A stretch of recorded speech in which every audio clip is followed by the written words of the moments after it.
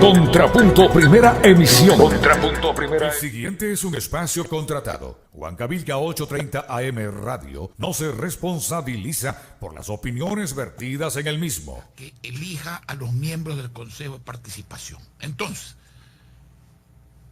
proponer que de manera previa el Consejo Nacional Electoral haga una especie de tamiz, de selección, de elección indirecta, no cabe. Ahora, si eso se hace para evitar la proliferación de los candidatos, cosa que en lo que estoy de acuerdo, hay formas de hacer eso, sin quitarle al pueblo su derecho irrecortable de elegir directamente a los miembros del Consejo de Participación en una futura elección. ¿Cómo? Poniendo requisitos. Yo siempre durante la campaña, en la consulta, hablé de severos requisitos. ¿Cuáles pueden ser esos requisitos? Por ejemplo, título superior en materias afines a las que esa persona va a tener que lidiar. Cuando usted va a intervenir en la elección de superintendente de banco, de superintendente de compañías, de procurador del Estado, de contralor de la Nación, etc., usted tiene que ser un profesional con conocimiento en esas materias. Segundo, experiencia. 20, 25 años de experiencia. Tercero, alejamiento de la actividad política partidista, que para esa elección es indispensable, porque así lo dice la votación popular. Cuarto, no tener llamamientos a juicio, no simplemente sentencia ejecutoriada, porque en honor a la verdad, quien tenga una sentencia ejecutoriada y sea condenado por deshonesto, si bien en la práctica individual puede y debe recuperar su espacio en la sociedad, no cabe que lo haga en una faceta donde la lucha contra la corrupción y la parte ética es fundamental, porque eso sería como que no existieran ecuatorianos que no tengan ese pasado, ese antecedente. Yo creo que con eso se tamiza definitivamente la cosa. Y también quienes propongan los candidatos, que no pueden ser ni deben ser los partidos políticos, así lo dice la votación, deben ser organizaciones de carácter nacional, porque eso evita la abundancia inusitada. Una cosa es la democracia, la competencia, y otra cosa es el relajo, digamos. Entonces, yo creo que con eso se controla la situación perfectamente bien. Ahora, en cuanto a las ternas, que son las que sirven provisionalmente, yo solo puedo adelantarle dos cosas. La primera, ahí no hay absolutamente nadie relacionado con el Partido Social Cristiano y Mayra Guerrero. Y así debe ser para nosotros. Nosotros eso no queremos malas interpretaciones. Absolutamente nadie vinculado.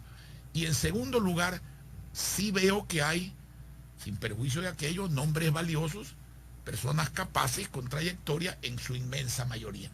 De manera que habrá que analizar el tema y cuando llegue la hora de la votación, tomar la decisión correcta respecto a eso. Señor alcalde, en lo que dice la ley, elegir a cada uno de los futuros candidatos a través de la elección popular del Consejo de Participación Ciudadana, prácticamente cada candidato se transforma en un candidato a la presidencia de la República o asambleísta nacional. Eso tiene un costo definitivamente, lo conocemos, una campaña a nivel nacional para poder salir elegido. Hay reglas muy claras respecto de eso. ¿Quién los va a apoyar definitivamente? Generalmente son los partidos políticos. No. Está prohibido a los partidos políticos hacer campaña. Está prohibido a los políticos opinar en la elección. De acuerdo con las nuevas disposiciones de la consulta, está prohibido invertir dinero en promover esas candidaturas. De manera que esas candidaturas van a hacerse exclusivamente con el financiamiento igualitario del Estado. No hay posibilidad de intervenir en eso. Porque tienen que girar por todo el país, recorrer todo el país. Es una cuestión muy dura. Pero me parece bien que si se trata de una función de control, no tenga vinculación con financiamiento particular o partidista, ni dependencia de los partidos políticos. Me parece bien que el Estado, en todo caso, el Estado, si no tiene dinero, podría rebajarle. Yo nunca he sido partidario de que el Estado financie a los partidos políticos. Nunca he sido partidario de eso. Y por último, que el Estado rebaje la cuota de los partidos políticos y por esta vez le financie la movilización y lo necesario, más allá de que se trata de profesionales. Esto no es cuestión de discurso, es cuestión de exhibir calidad y méritos para ocupar tan delicadas funciones. Entonces, ¿hasta dónde verdaderamente es beneficioso que una institución como el Consejo ahora elija a cada una de estas autoridades? Si anteriormente el Congreso lo hacía y era el Congreso de representante del pueblo, ¿no se duplica tal vez el asunto? no, es que hay una cuestión simplemente provisional que es la actual. Correcto. El presidente manda ternas como se hacía antes y la asamblea como hacía antes el Congreso elige. Eso es lo provisional, pero en el futuro se ha cambiado el esquema. Pero En ¿hasta el dónde es futuro, conveniente? como pasa por ejemplo en los Estados Unidos, usted ve que en los Estados Unidos hay candidatos que los elige el pueblo para jueces. Y gobernadores. Bueno, gobernadores por cierto, pero para jueces. Entonces aquí de hoy en adelante va a haber una elección directa, universal, adicional, que es la de los miembros del Consejo de Participación. No tiene nada que ver lo uno con otro. 23 minutos faltan para las 8 de la mañana, 23 para las 8. Sobre el proyecto contra la delincuencia, ¿cómo va, señor alcalde? Y hay críticas de descubrir el rostro de los delincuentes, porque ahora le tapan a los delincuentes para que no los conozcan. Está al lado suyo un restaurante, usted no sabe que es delincuente, porque no se los puede sacar ahora. El proyecto va bien, el proyecto se presentó con 81 firmas y siguen las adhesiones al proyecto. El proyecto que con más firmas se ha presentado en la Asamblea Nacional. En este momento está en el CAL para su calificación. Tengo entendido que a fines de esta semana o principios de la otra el CAL lo va a calificar y seguirá su trámite normal. A ver, esas críticas que se hacen a descubrir el rostro de los delincuentes se hacen alegando el principio de la presunción de inocencia. No han leído entonces el proyecto. Primero, el proyecto está constreñido, o sea, circunscrito a los que matan, a los que violan, a los que secuestran y a los que roban. A eso está circunscrito el proyecto. Segundo, se trata de delito flagrante, pues. O sea, ¿cuál es la presunción de inocencia si usted pesca en el acto de violación a una menor al delincuente? O en el acto de matar, o en el acto de secuestrar. ¿Cuál es la presunción de inocencia? Segundo, así como hay presunción de inocencia, también hay el derecho constitucional de las víctimas a obtener justicia y de la comunidad a ser protegida. Si usted tiene un señor que lo han sorprendido flagrantemente, en el acto de violar, y usted le tapa la cara, y encima a lo mejor está muy pronto fuera de la cárcel. Como usted bien dice, el señor puede estar en un parque. Así es. A la cacería de menores. Y nadie lo reconoce. Y nadie lo reconoce, pues. Entonces, ¿los delincuentes tienen derechos humanos? Claro que tienen derechos humanos. La impunidad no es uno de esos derechos. Y la sociedad no tiene derechos humanos. Así es. Aquí hay ciertos abogados de delincuentes y hay ciertos defensores de los derechos humanos que tienen que aprender a respetar también, no solamente exigir respeto al derecho humano al delincuente, sino aprender también a respetar los derechos humanos de las víctimas y de la sociedad no delincuente. De manera que ese es el tema. Y por último, mire, aquí se trata de lo que piensa la gente. Esa es la democracia. Revise pues los sondeos serios de opinión a ver qué opina la gente. Así es, 21 minutos, 20 para las 8, 20 para las 8, el abogado Jaime Nebozadi en cadena de emisoras en estos momentos. Señor alcalde, la verdad es que nosotros nunca comprendimos por qué no reconocer a los delincuentes, y al contrario, deberían de sacar unas páginas completas, la foto de cada uno de ellos para saber quiénes están, dónde están. Bueno, así veo que hacía el gobierno hasta hace poco. Pero en todo caso, yo me remito al proyecto. ¿En qué delitos hemos propuesto que esto ocurra? Respecto de los que matan, de los que secuestran, de los que violan y de los que roban. ¿Y en qué caso? En el delito flagrante, donde, vuelvo a repetir, ¿cuál es la presunción de inocencia si se ha sorprendido infraganti en el acto de violación o en el acto de secuestro o en el acto de dar muerte a alguien, a un delincuente? Es al revés, es un acto de protección para los demás.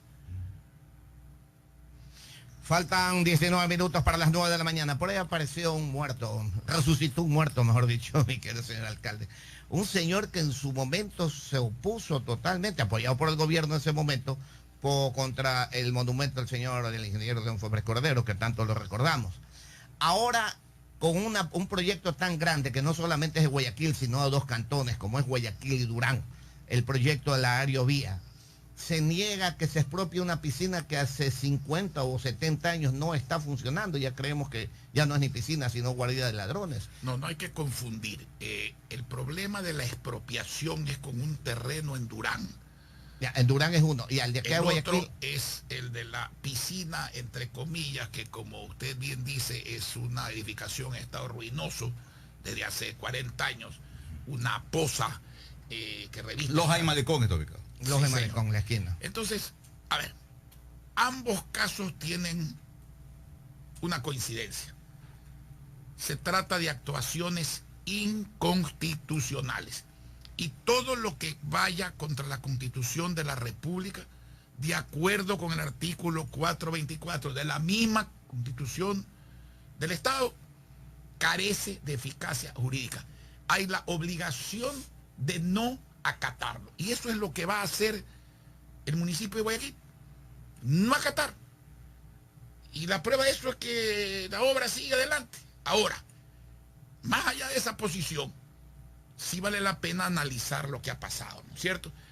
Yo no entiendo cómo un juez de Guayaquil, que no tiene ninguna competencia ni jurisdicción sobre terrenos de Durán, opina y resuelve cosas de Durán. Le ordena, entre comillas, a una municipalidad autónoma como es la de Durán, que no prosiga con una expropiación. La facultad de expropiar es esencial a la municipalidad, al municipalismo. Eso va contra la Constitución y no tiene efecto alguno. Por eso es que ni la alcaldesa de Durán con buen criterio, ni el alcalde de Guayaquil vamos a acatar aquello. Hemos presentado la queja respectiva. Sé que han suspendido al juez, pero si el nuevo juez, que espero haga justicia, no la hace, no vamos a acatar tampoco. O sea, aquí esto es claro, lo que va contra la Constitución no se acata. Ahora, es muy sospechosa la actuación de este juez. No solamente prevarica al actuar contra la ley expresa, sino que es fácil de intuir qué más hay detrás de todo eso. Pero no va a suceder. El otro señor, Esteban Delgado, me gusta llamar a las personas por su nombre. De patrimonio cultural. De patrimonio cultural. Es una bonita expresión esa. El patrimonio cultural en la ciudad de Guayaquil, al menos de que yo soy alcalde, no ha hecho nada. Nada. Más bien, vea usted el estado de los museos. El MAC, el Presley Norton, el Museo Isaías Barquet. No tienen mantenimiento. Vea usted el estado de la Reserva de Arte de los museos, que ese sí es patrimonio cultural del país de Guayaquil, que está en destrucción. En cambio, el municipio de Guayaquil, con su dinero, se ha encargado del patrimonio cultural. Las plazas, los parques, los monumentos, las iglesias, la escalinata Diego Noboa, la Numa Pompillo, Iona, los malecones. ¿Quién los ha mantenido, restaurado, creado? El municipio de aquí. Y este señor Delgado es el mismo que salió a decirle al diario El Expreso que a Guayaquil le habían dado 40 millones de dólares para patrimonio cultural. No ha recibido ni 40 centavos de dólar. No ha recibido un solo centavo de dólar. Eso es patrimonio cultural. ¿A qué se ha dedicado este señor? A evitar que una casa vieja que hay ahí en la calle Panamá se transforme en una edificación para hacer cultura, teatro, arte, etcétera, poniendo en peligro la seguridad de los transeúntes, dañando la regeneración urbana de Guayaquil.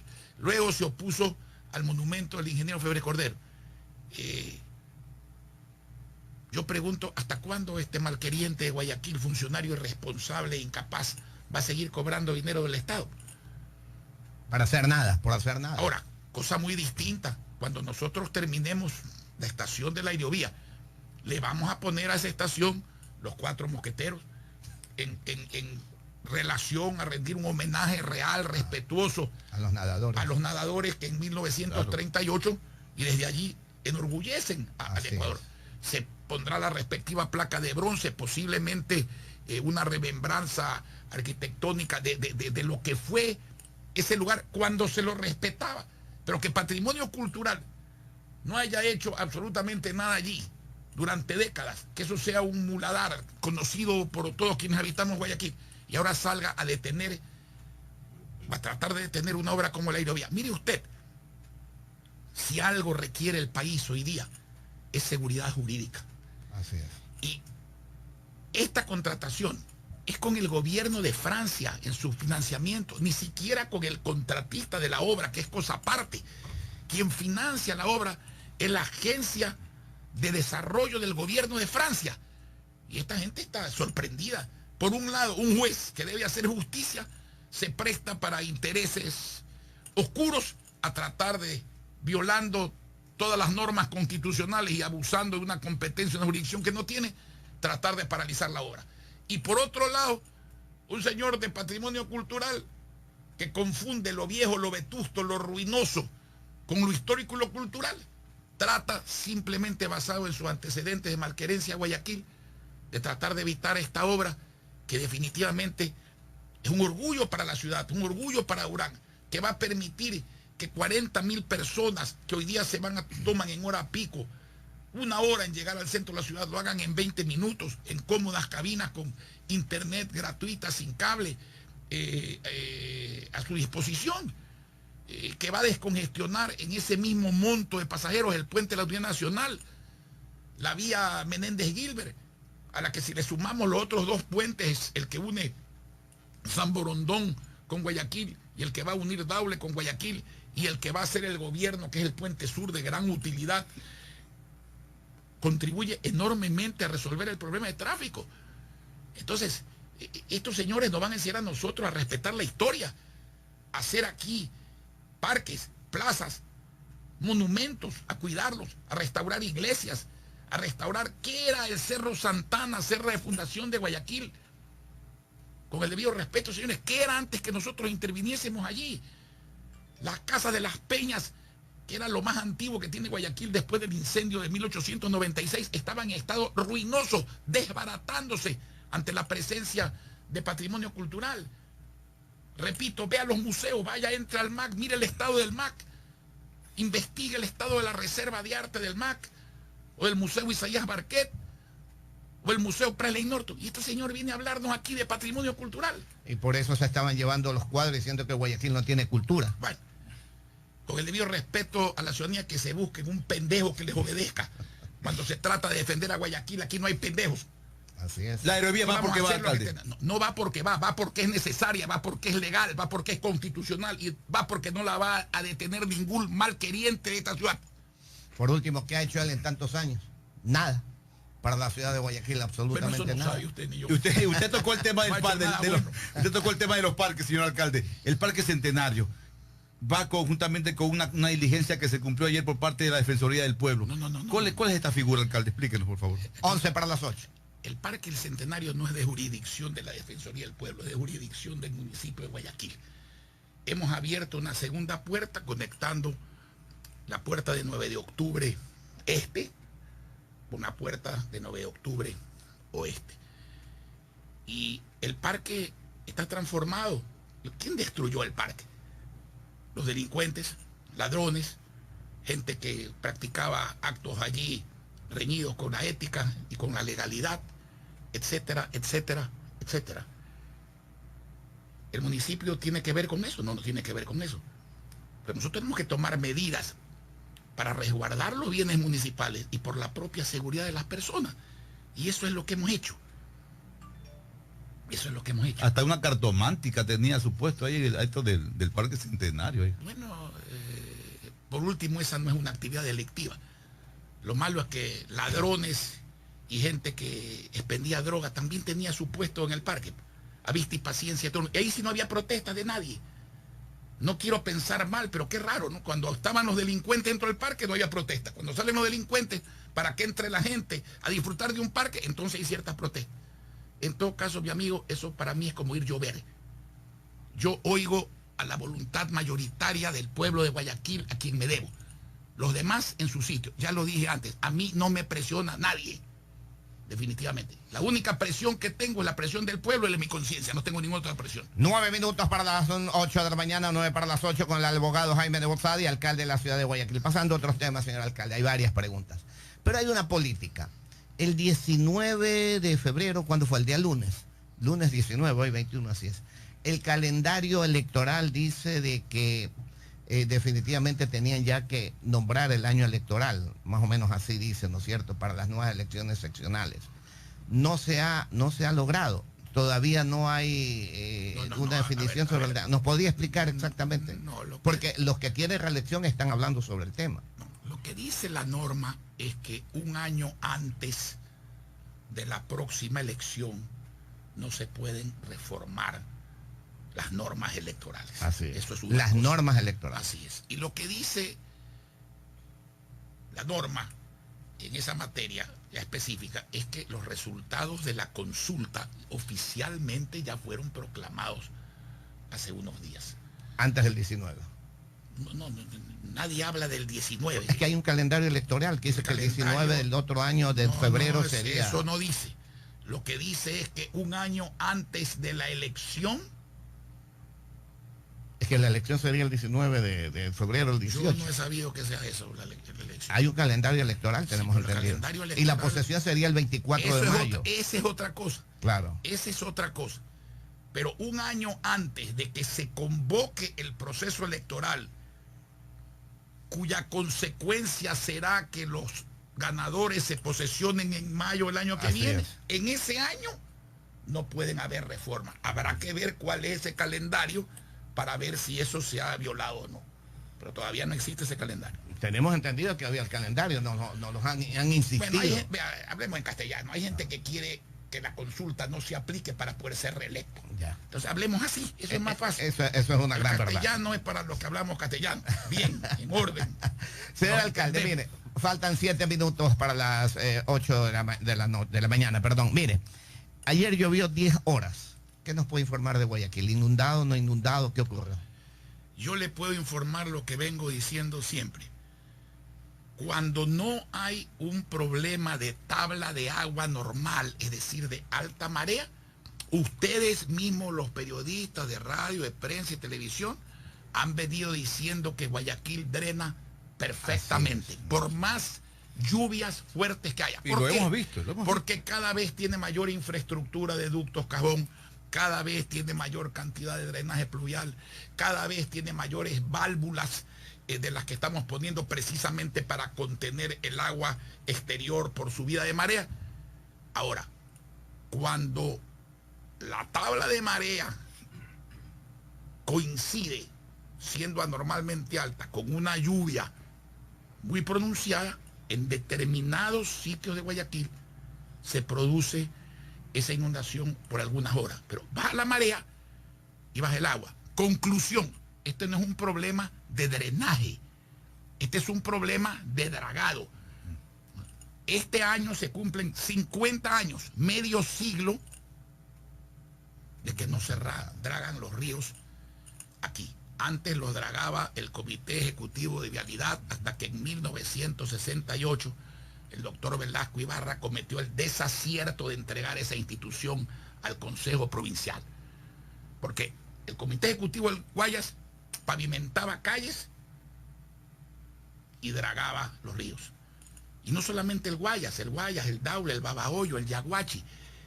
Si usted no draga, el fondo de los ríos se va llenando de arena y de limo, y al subir el fondo, sube la tabla de agua por influencia de la marea cuando toca marea alta. Por eso es que hay momentos en que sin lluvia, y se puede comprobar, ciertos sitios se inundan. Y en Guayaquil los menos. Este es un problema de varias provincias y de varias ciudades en la cuenca del Guayas. El problema del dragado, si bien es cierto que por ley corresponde a los consejos provinciales, primero, no corresponde solamente al Consejo Provincial del Guayas, sino a los consejos provinciales de la cuenca del Guaya, de las provincias que están en la cuenca del Guaya. Segundo, corresponde al manejo hídrico de cómo se distribuye el agua de la cuenca. Tercero, corresponde al manejo de la presa Daule Peripa. Cuarto, corresponde a un enderezamiento que no se ha hecho de la corriente del Babahoyo para que en marea baja no constituya una nueva presa de agua que haga un efecto de batea en el río Daule entre la presa Daule Peripa y esa presa de agua de la bajada de la corriente del Babahoyo, que hace que en marea baja el sedimento no vuelva al mar junto con el limo. Esa es una obra de gobierno y una obra muy importante que debe acometerse, sin perjuicio de que, señores, tenemos 50 años de bla, bla, bla, bla en este tema. Y no es lo mismo cuando usted tiene un problema en un recipiente y tiene un dedo de arena que cuando ya ha llegado al extremo de que el vaso está lleno de arena. Pues. Así es. Entonces ya no entra el agua. ¿Qué hace el agua? Se va para otro lado. ¿A dónde? A inundar las cosas. Eso es lo que sucede. Aquí cada cual tiene que asumir su responsabilidad. Ahora, nosotros todavía tenemos un par de temas pendientes. Uno de ellos es terminar la solución de la Marta de Roldós, que se ha hecho ya en gran parte, pero todavía nos falta un tramo. El otro es terminar el tema de Urdesa, que se ha hecho en gran parte, pero falta un tramo. Y el otro es resolver el tema de la ladrillera, donde irresponsablemente se asentó hace muchos años una gente por debajo del nivel de marea, y que lo vamos a rescatar, igual que en su momento se rescató el sector de las orquídeas, que ustedes se acuerdan que se inundaba, se orinaba un mosquito cada invierno, y que hace mucho tiempo, gracias a Dios, eso no ocurra por las obras que se hicieron. Pero el tema de dragado es un tema fundamental, y es fundamental que sigamos, como en efecto hemos seguido, construyendo infraestructura de drenaje en la ciudad de Guayaquil. 2 minutos para las 8 para finalizar. ¿Qué tiene hoy a las 9 en el Coliseo cerrado, señor alcalde? Tengo la entrega de premios a los jóvenes ejemplares. ¿Cuáles son los premios? Casas. 250 casas o su equivalente en dinero a los jóvenes que han representado la excelencia máxima en los colegios fiscales de la ciudad de Guayaquil. 250 casas. Sí. Luego tenemos 2.500 laptops, computadoras que se entregan a los que están en igual nivel de excelencia, pero que ya no son el primero de cada colegio. Y normalmente entregamos miles de pases válidos por un año para la Metrovía, precisamente para los padres y los abuelos de esos jóvenes, porque consideramos que la excelencia es un esfuerzo familiar, no solo del joven. La familia cuenta en hacer responsable al joven, en educarlo en esos valores, y eso es lo que vamos a tener en unos minutos más. Eso se suma a libros gratuitos, a computación, a tablets para los bachilleres, al programa Get Abstract, a la internet gratuita y sin cable, que vamos hasta septiembre de este año a terminar los 6.000 puntos, al emprendimiento, y a lo último que nos queda, que estoy trabajando en eso, es una institución financiera para entregar capital semilla a los emprendedores. Señor alcalde, 250 casas. ¿Podemos conocer qué tipo de casas son? ¿Cuáles son? Son casas básicas que tienen un rango de 7, 8 mil dólares. Allá. Y cuando la gente tiene casa, le entregamos el dinero, o reparamos nosotros, o le entregamos a juicio del estudiante ese dinero ligado a becas y a su pago de educación superior en la universidad. Eso es hoy en el Coliseo, a las 9. Es hoy en el Coliseo. Ok, señor alcalde, 8 en punto. Oiga, este proyecto de jóvenes emprendedores va a continuar, alcalde, no se va a terminar una vez que termine usted su periodo. Todo lo que hace el municipio de Guayaquil continúa, y cuando yo termine mi periodo debe continuar, y si no, el pueblo debe exigirle al que lo suspenda que lo continúe. Ok, señor alcalde, gracias a las emisoras que estuvieron esta mañana en cadena con el abogado Jaime Nebot Sadi a través de todas las colegas. Muchas gracias a ustedes. 8 en punto. Este fue un espacio contratado. Huancavilca 830 AM Radio no se responsabiliza por las expresiones vertidas en el mismo. Huancavilca, la H grande de la información.